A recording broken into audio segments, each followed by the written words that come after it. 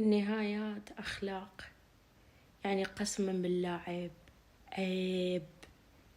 يعني انتو كنتوا متزوجين وانفصلتوا عن بعض، ليش التشهير والقذف والشتم والفضايح قدام الناس وبالسوشيال ميديا؟ انت توضح اسرارها وهي تفضح اسراركم، ولكم استحوا، ولكم استحوا.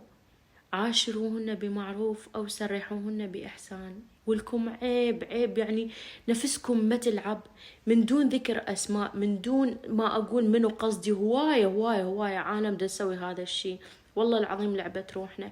ولكم كافي، يعني خلي عندكم شرف لهالدرجة، بلا شرف بلا ضمير بلا مبادئ. ولكم عيب.